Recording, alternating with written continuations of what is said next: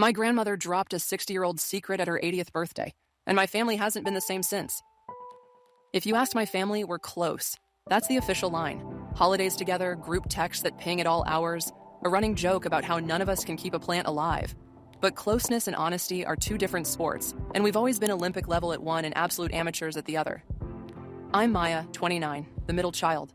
My older brother, Daniel, 32, is the golden boy. Reliable, methodical, the one who shows up with a toolbox and fixes the cabinet door no one knew was broken. My younger sister, Lila, 25, is the comet bright, fast, and likely to disappear for months before crashing back into orbit with a new tattoo and a story that ends with, I know it sounds bad, but it was actually fine. Our parents are what people politely call old school. Dad, Tom, is a retired firefighter, a quiet presence who can build anything and avoids hard conversations like he's allergic. Mom, Nina, is a school librarian who runs on caffeine and control. If you want a spreadsheet for your feelings, she has one. She's also the kind of person who can say, I'm not mad, I'm disappointed, in a tone that feels like being exiled from a small country. The bomb went off at my grandmother's 80th birthday party. Nona, who everyone swears was born 75 because she's been that age my entire life, still makes sauce from scratch and still corrects our posture by tapping the backs of our knees with a wooden spoon. She is 4'10" and takes up the space of a skyscraper. The party was her idea only in the sense that a general wants peace. The rest of us planned the war.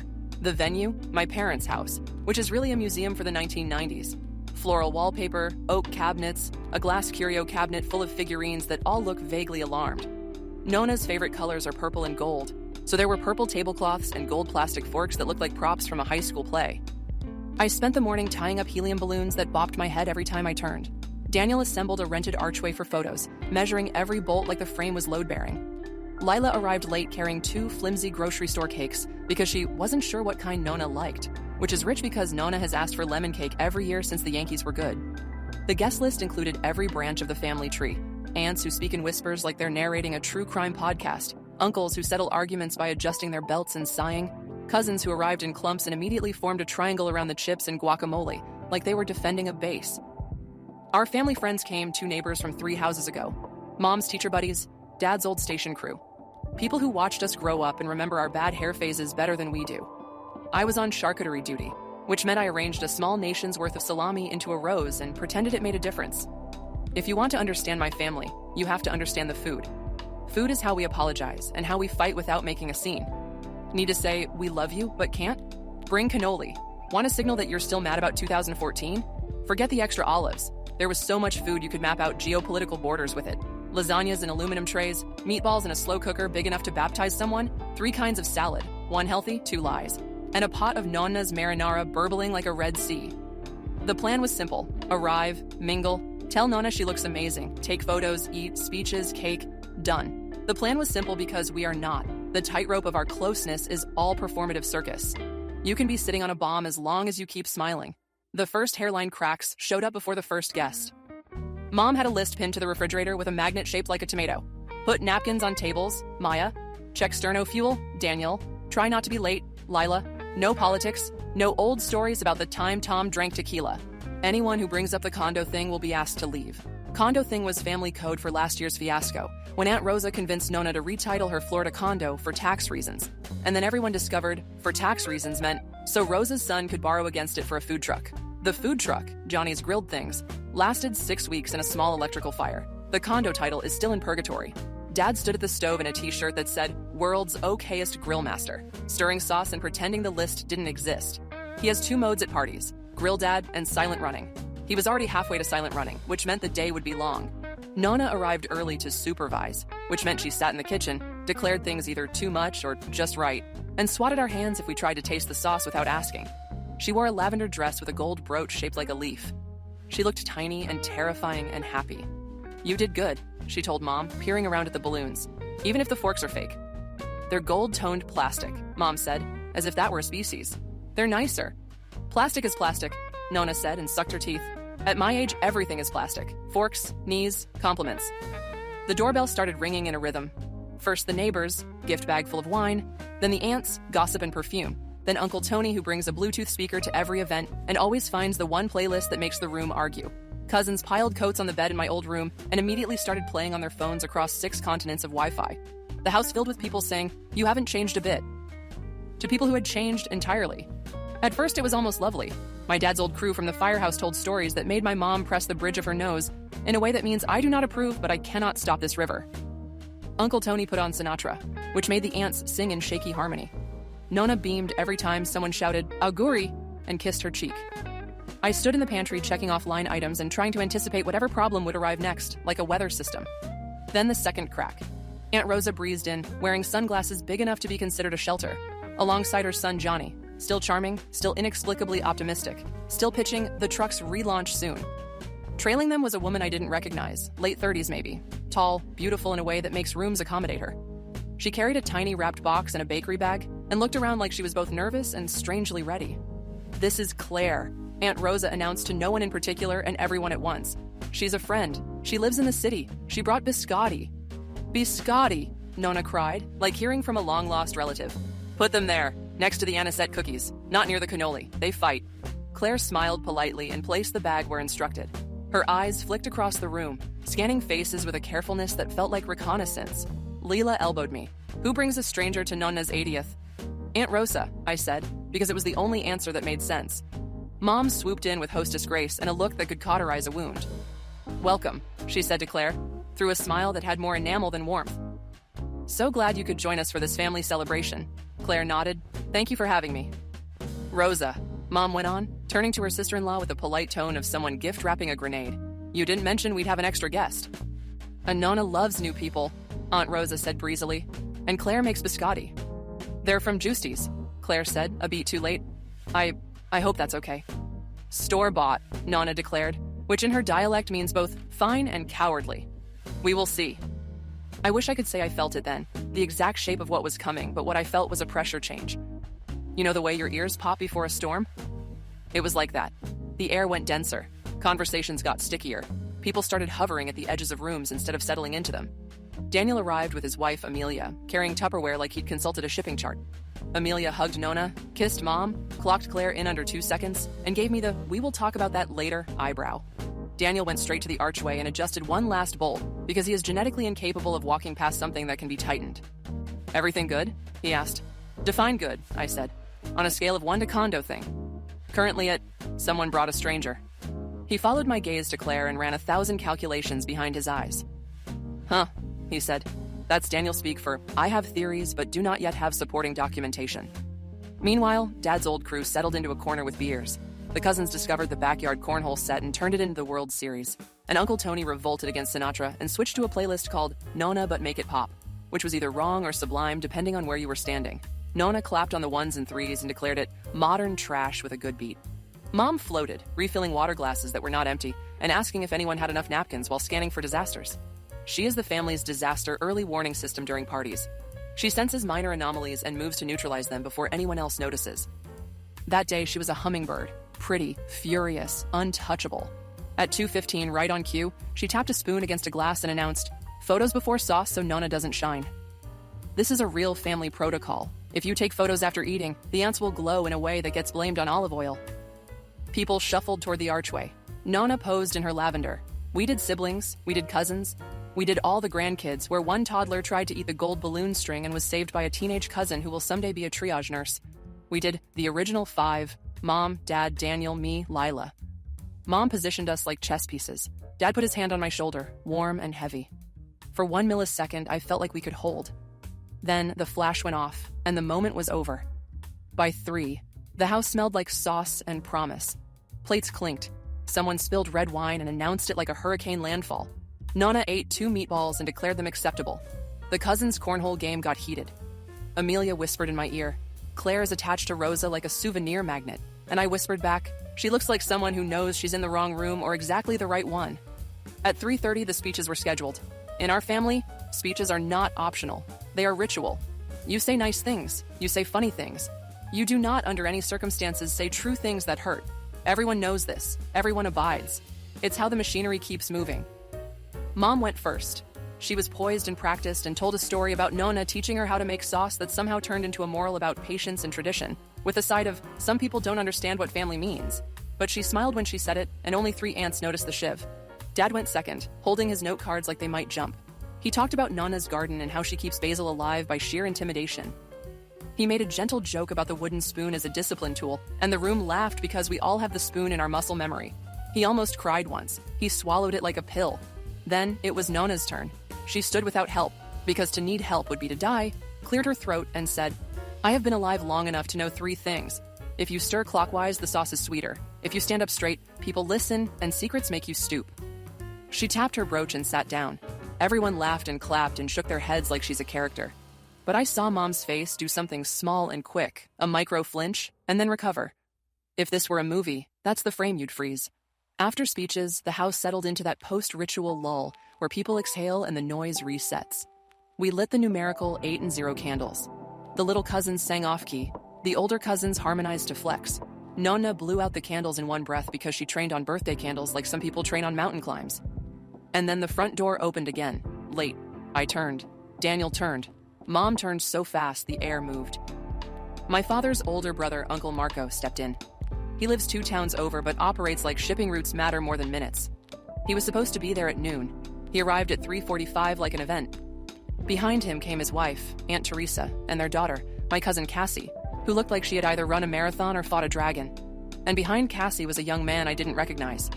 He looked mid-20s, nervous in a well-behaved way, holding a paperback like it was proof he belonged in any room. Mom's smile crystallized. "Marco," she said, "we thought you weren't coming." "Traffic," he said, which in Marco means, "I will not explain myself." He beamed at Nonna. "Mama, bellissima." He kissed her cheeks, both, and patted her hand like he found her at a cafe. "Who is that?" Lila whispered, eyes flicking to the young man. "No idea," I said because it was true and because I didn't want to guess. Introductions started. "This is my friend Evan," Cassie said too quickly, like she wanted to decide the narrative before the room could. Evan shook hands, said, "Nice to meet you," in a tone that suggested maybe it wasn't. He stood straight but looked like he wanted to melt into the drywall. Claire watched all this with surgical interest. She drifted toward Aunt Rosa, who had drifted toward Uncle Marco, which is a sentence you never want to be true if you value peace. We cut the cake. Nonna got the first slice, lemon with raspberry filling because of course. Plates went out like frisbees. Kids immediately took frosting and smeared it on surfaces never intended to carry frosting. Someone asked who brought the store-bought biscotti. Nonna said loudly, "They are fine for people who don't know how to bake." Claire smiled a brave smile and took one anyway. It should have been over after cake. The contract with fate says, you put in the work, you perform the rituals, you survive the speeches, and the universe lets you clean up and go home with a mild headache. That's how it's done. Instead, the air shifted. The pressure dropped again. Conversations thinned. And then Nonna, who had been quiet, put down her fork, stood and tapped the edge of her plate with her spoon. 3 gentle tings that somehow cut through everything. "I have something to say," she said. Mom froze. Dad's face went still. Daniel took a small step forward, which is what he does when a chair is about to break or a person is about to fall. Lila glanced at me with eyes that said, "Here it comes," without knowing what it was. Nonna looked smaller than she had an hour ago, and somehow taller. She held the spoon like a gavel. "At 80, she said, "your back hurts from carrying things. Groceries, laundry, secrets." She paused, let the words sit. "I do not want to carry a secret into another year." A murmur moved through the room like a breeze that forgot it needed permission. Aunt Rosa's sunglasses slid from the top of her head to her face. Uncle Marco folded his arms, defensive, too late. Mom's hand went to the list on the fridge like she might rearrange the day by sheer force. Nonna took a breath and said the sentence that split us open. "Your grandfather had a child before your father, before any of you." Silence. Not the absence of sound, but the presence of something heavy enough to quiet it. She kept going because she is Nonna and the spoon was in her hand. Before he married me, he was young. There was a girl. I knew about the girl, not the baby, until after we were married. He told me when the baby was 3. I told him we do not leave children in the street. But the mother left. The baby went to her sister in the city. We sent money. We never spoke of it again. She tapped the spoon once, gently. That was the mistake. I heard my own pulse. I heard someone whisper, "Dio mio." I heard a fork clatter against a plate like punctuation. Nonna turned her head, looked at Uncle Marco, then at my dad, then at Aunt Rosa. "You were children. I did not tell you. I am telling you now. Because he is a man. And he should have been here today." The young man by Cassie tightened his grip on his paperback until the cover bent. Mom's voice came out brittle. Who are you talking about, Ma?" Nonna pressed her lips together like she tasted something she had put away for 60 years and found it had gone bitter. "Your brother," she said simply. "Your eldest." It felt like the house listed. Not collapse, not yet tilt. Dad swallowed. I watched his throat work like he'd finally taken a thing he'd avoided his whole life. "Mama," he said, and then, "Ma," and then nothing. Nona lifted her chin. "He is here," she said. Every head turned, some at Evan. Some at the doorway, some at each other. Everyone at once chasing the shape of the impossible. And from the back of the room, a quiet voice said, "I'm not here to ruin anything. I just wanted to meet her." The room made space around a person before I realized who had stood. Claire. She was looking at Nona, hands empty now, eyes wet, spine straight. My mind did math out of order. Claire, the stranger. Aunt Rosa's friend. The biscotti. The scanning eyes. The way she stood like she belonged and expected to be asked to leave. "How do you—" Mom started and then stopped because the question was too large for one mouth. "I'm Lily," Claire said, voice small and vast at once. "My mother called me Lily. My birth certificate says Lucia. I think your father, my grandfather, called me Luce once in a letter. I have them. I brought them. If you want to see." Nona's hand fluttered to her brooch like it could anchor her. She stared at Claire for the longest 5 seconds I've ever counted. Then she did something no one could have predicted. She nodded once, solemnly. "You have her eyes," she said. "The girl's. The mother." That's when everything broke. A voice near the doorway. Aunt Teresa said, too loud, "This is outrageous. Who invited—" And Aunt Rosa snapped back, "I did." And Mom said, "Of course you did." And Dad called, "Enough." And the cousins began texting in frantic capital letters, and the house filled with the sound of a story dragging its anchor through generations. I was still standing in the eye of it when I realized Evan, the nervous young man, had moved closer to Claire, no, to Lily. He reached for her hand, and she took it with the relief of a person who has been holding a heavy bag alone. He wasn't her boyfriend. He was her brother. The way their faces mirrored in worry gave it away. Nonna lifted the spoon again, but this time it was not a gavel. It was a pointer in a classroom of children who had forgotten how to listen. "Sit," she said, and somehow we did. Even the ants, even the men with arms folded like their ribs could make walls. I sat too. My hands were shaking under the table, palms damp. Daniel took the chair next to mine like he had always meant to be there. Lila sank to the floor, cross-legged, eyes alert like a cat in a thunderstorm. Nona began to speak, not just to explain, but to confess, and to bless, and to try, finally, at 80, to shift the weight from her spine to the table where we could all see it. But that part of the story, the part where details turned into detonations, belongs to the next chapter. This one ends where our plates still held crumbs of lemon cake and our scripts were ripped from our hands. This one ends at intake of breath, spoons raised, eyebrows drawn, the house poised between the family we performed and the family we were about to become. Because secrets don't dissolve when you name them. They detonate. And there we were, just close enough to feel the heat. The moment after Claire, Lily, said her name, it felt like someone had pulled the plug on the house. The air rushed out. The hum of conversation, forks clinking, cousins laughing. Gone. Everyone just stared. At her. At Nonna. At each other. Like if we looked long enough, the answer might write itself. But it didn't. Instead, the room fractured. Aunt Teresa was the first to snap. She practically leapt to her feet, her wine sloshing dangerously in its glass.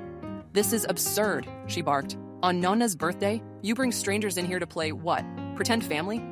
"That's not pretend," Aunt Rosa shot back, yanking her sunglasses down so we could all see the fire in her eyes. "She's blood. She has every right to be here."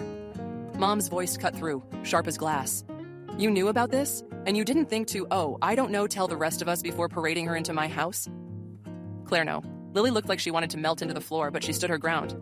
Her hands shook slightly, but her chin was set. "I'm not here to ruin anything. I just wanted to meet my family, to meet her."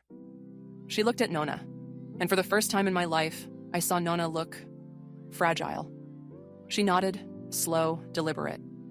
"She is family." That did it. The room ignited. My Uncle Marco muttered, "Christ, Ma," under his breath, but it carried. Dad stiffened. He looked like he wanted to say something, to defend Nona or maybe to defend himself, but he couldn't get words out. Lila whispered, too loud, "Holy shit, we have another cousin." Daniel hissed, "Not the time." But it was too late. The cousins had already grabbed their phones. A storm of texts was flying across the room. Names, question marks, exclamation points. Screens lighting up like a slot machine. Amelia, my sister-in-law, leaned toward me and whispered, "They're forming camps already. Watch." And she was right. Half the room leaned toward Aunt Rosa, whispering, nodding, demanding details.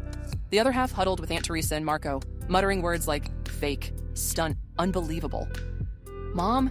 She was pacing, clutching napkins like she could clean up 60 years of silence with paper towels. Then Lily did something I didn't expect. She reached into her bag and pulled out a bundle of old envelopes, bound with a rubber band. They were yellowed, edges soft. "These are his," she said, voice quiet but caring. "Your father, my grandfather, wrote to my mom. To me. I thought you should have them." She laid them on the table, right next to the half-eaten cake. It was obscene in a way. The birthday cake, the purple tablecloth, the gold plastic forks, and there on top of it all, the evidence of a secret that had lived longer than most of us. Nona reached out first. Her old hands, small and knotted, stroked the top of the envelope. She didn't open it. She didn't have to. The recognition was immediate. Dad finally spoke. His voice cracked. "You kept them?" "I burned most," Nona said simply, "but I kept some. I don't know why.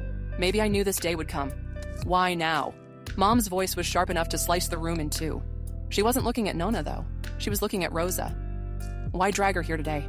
Why not call us? Why not prepare us?"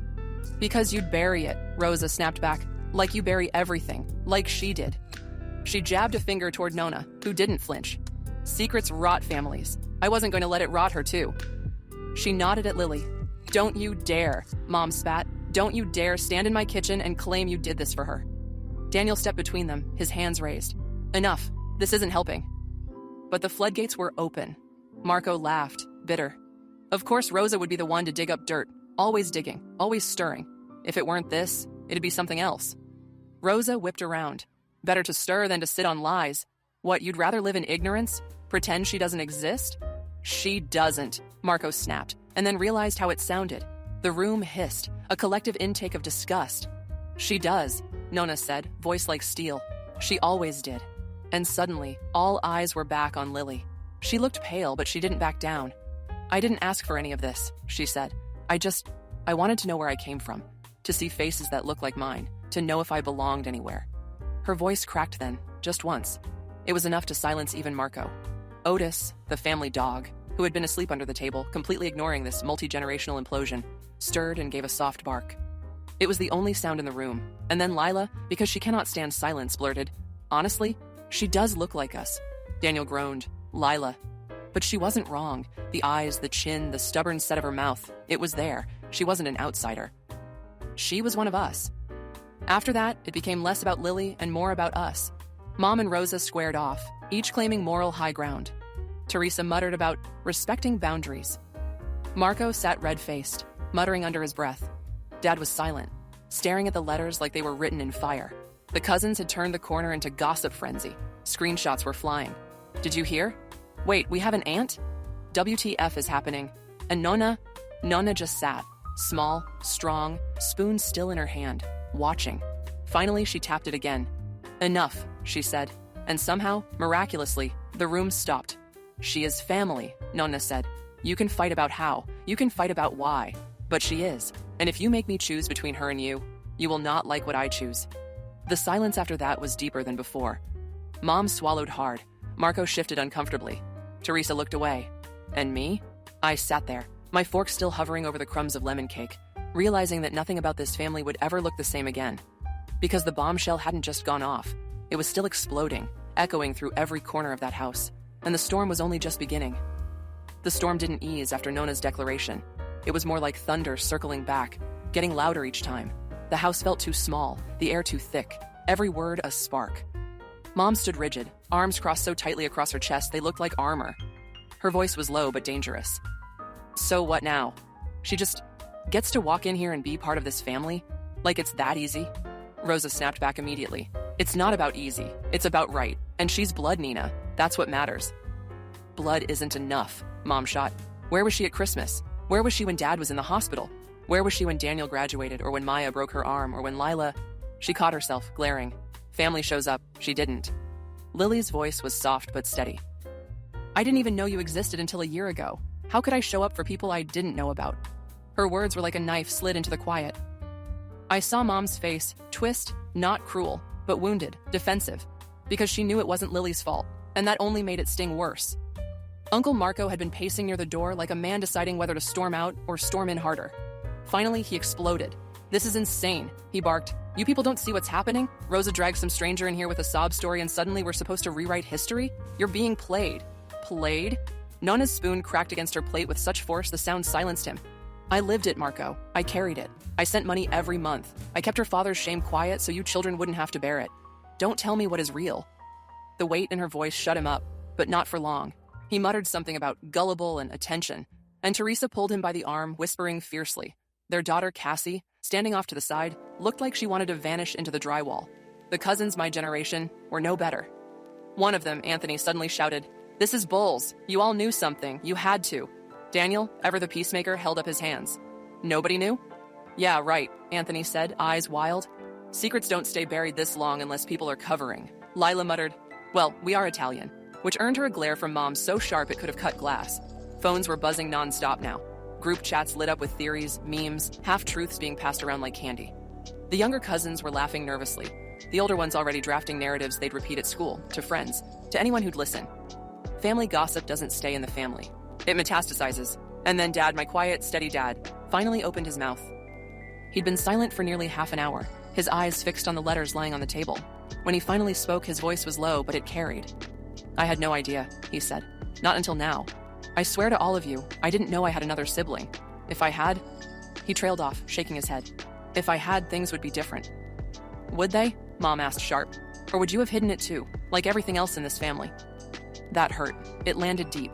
Dad's jaw tightened, but he didn't argue, which in our house is worse than shouting. And just when I thought we'd reached peak chaos, Teresa, Marco's wife, decided to throw gasoline on the fire. "I knew," she blurted. The room froze. "What?" Marco turned on her, eyes wide. "I knew," she repeated, voice shaking but firm. "I saw the letters once, years ago, in Mama's drawer. She made me swear not to say anything. I kept the secret." Marco's face went red. "You... what? You sat on this? You let me walk in here blindsided?" Teresa's eyes filled with tears. "I didn't want to hurt anyone. She begged me to keep it. And I thought it was in the past, Marco. It didn't matter anymore." Marco's voice cracked like a whip. "Didn't matter? Didn't matter?" He laughed bitterly. "So everyone gets to make me the fool, huh?" And then he stormed out. Just walked right out the front door. Teresa followed, shouting his name, while Cassie scrambled after them. The door slammed so hard the gold balloons wobbled. Nonna stood. Her tiny frame shook, but her voice was iron. "Enough. This is my fault. I let shame keep me quiet. I thought silence would keep the family together. But silence only makes cracks deeper." Her eyes swept across us, sharp even at 80. "He is gone, your grandfather. I cannot make him answer for this. But I will not bury her too. Not again. She is here. She is ours. And if you cannot accept that, then you do not deserve this family." Her words landed like a verdict. Half the room shifted closer to Lily. The other half recoiled. The line was drawn. That's when the walkouts started. Marco's branch was already gone. Teresa's voice could still be heard outside, shrill against the night air. Anthony and two of the older cousins stormed off, muttering about lies and manipulation. One aunt gathered her purse and hissed at Rosa, "You've destroyed this family," before slamming the door behind her. Every slam echoed like a gunshot. And those who stayed, they didn't stay quiet. Rosa was in Mom's face now, voices rising. "You always wanted control," Rosa spat. "Well, you can't control blood." "And you always wanted drama," Mom shot back. "You'll set the whole house on fire just to warm your hands." Daniel tried to wedge himself between them, but even he was cracking under the strain. "Stop. Just stop. None of this is helping." Nonna banged her spoon again, but even the spoon was losing its power. And me? I sat there, shaking, watching my family splinter in real time, watching 60 years of silence erupt like a volcano that no one could put back inside the mountain. I kept staring at Lily, this stranger who wasn't a stranger. Her hands clutched the tablecloth, knuckles white. Evan, her brother, hovered protectively beside her. They looked like they wanted to disappear, and yet they were the only honest thing in the room. Because whatever else, whatever anyone said, the truth was undeniable. She was one of us. And the rest of us? We had no idea what that meant anymore. When people talk about family drama, they picture shouting matches at the table, slammed doors, maybe someone storming off in tears. What they don't talk about is what comes after. The quiet days, the text messages that don't come, the invitations that stop, the group chat that goes silent except for the occasional passive-aggressive meme. That's where the real fracture shows. The morning after the party, my phone blew up. 36 unread messages before 10 a.m., half of them from cousins rehashing the chaos, the other half from aunts trying to figure out next steps, like this was a corporate scandal. Mom called me at 8:30. Her voice was hoarse, brittle. "Did you sleep?" "No." "Me neither." A pause. "I don't know if I can ever forgive Rosa for this."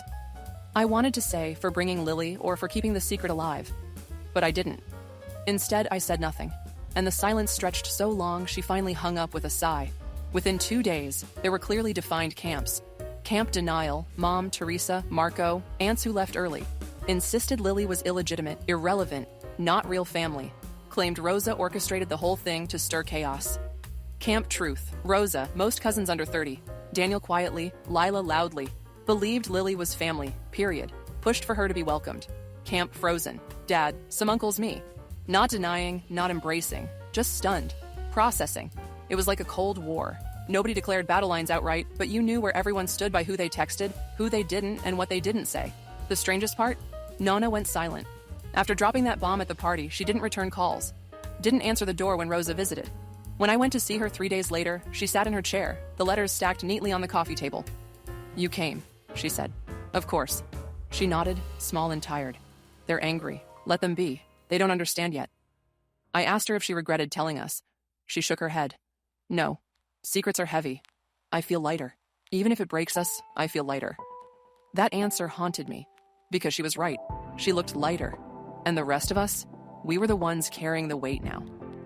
A week later, I got an email from Lily. Not a text, not a call, an email, like she knew it needed to be formal. She wrote, "I'm sorry for how it all happened. I never wanted to cause a scene. I just wanted to know who I was. I don't blame any of you for being upset. I hope someday you'll want to know me." I must have read it 50 times. My chest ached with it. She wasn't demanding. She wasn't dramatic, just hopeful. I didn't reply right away, but I saved it. The family group chat splintered. Rosa created a new one, Real Family, and added those who supported her. Mom quietly revived the old one and excluded Rosa. Some cousins toggled between both, screenshotting conversations like spies. At Nona's house, the wooden spoon hung on the wall like a relic, but the sense of unity that Spoon used to command was gone. Daniel tried to mediate as always. He called family Zoom meetings. Only half showed. The other half stayed silent. Lila started following Lily on Instagram. "She's cool," she told me one night, scrolling through photos of Lily hiking, cooking, laughing with Evan. "She's one of us, whether they like it or not." I didn't argue. Mom and Dad barely spoke for weeks. Mom blamed him for not knowing. Dad blamed himself anyway. Their silence was louder than shouting. At dinner one night, Dad finally said, "I wonder what he was like." He meant the child Nona's husband fathered, his half-brother, my almost uncle. I didn't know what to say. So I asked, "Do you want to know?" He shook his head slowly. "It's too late. It's been months now. Birthdays have passed, holidays too. The family no longer gathers as one. We split, alternating years, alternating households. Some cousins drifted entirely. But Lily, she's still here, slowly, carefully. She texts me sometimes. We've had coffee twice. She looks like us, laughs like us. She belongs, even if not everyone admits it yet. I've realized something. Families don't break because of secrets. They break because of the lies built around them, because of the silence that turns people into strangers, even when they share a roof. That night at Nona's birthday, we thought we were celebrating 80 years of life. Instead, we were burying 60 years of silence. And nothing, no cake, no speeches, no gold forks could cover the truth once it was spoken aloud.